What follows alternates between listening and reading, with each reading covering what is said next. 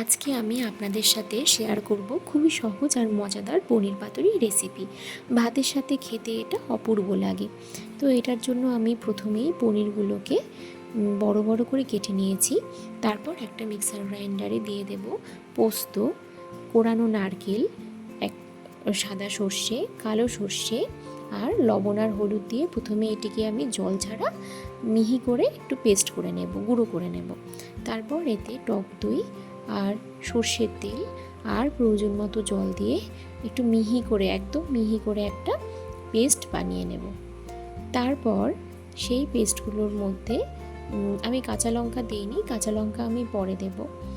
দিয়ে পনিরগুলো দিয়ে ভালো করে পনিরের সাথে ম্যারিনেট করে রেখে দেবো মোটামুটি 10 মিনিটের জন্য। আর পনিরটাকে আমি মাঝখান থেকেও একটু কেটে নিয়েছিলাম। এভাবে পনিরটাকে ভালো করে মেখে রেখে দেবো 10 মিনিটের জন্য।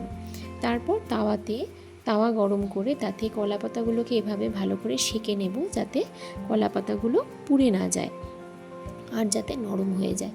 এরপরে কলা পাতার মধ্যে আমি এই ম্যারিনেট করা পনিরটা দিয়ে দেব, আর সাথে পনিরের নিচে একটু মশলা মাখিয়ে নেব যাতে পনিরটা নিচে লেগে না যায়। তারপর উপরে একটা কাঁচা লঙ্কা দিয়ে ভালো করে সুতো দিয়ে ভালো করে বেঁধে নেব, যাতে ভেতর থেকে মশলাটা বের না হয়ে আসে। তারপর সব পনিরগুলো প্যাকেট হয়ে গেলে একটা কড়াইতে বা ফ্রাই প্যানে সরষের তেল দিয়ে হালকা আঁচে 2 পিঠ সেঁকে নেব।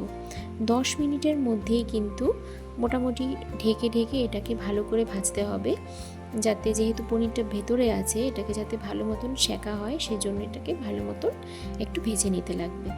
10 মিনিটের মধ্যেই দারুণ সুগন্ধ বেরোবে আর পাতুরি কিন্তু একদম তৈরি।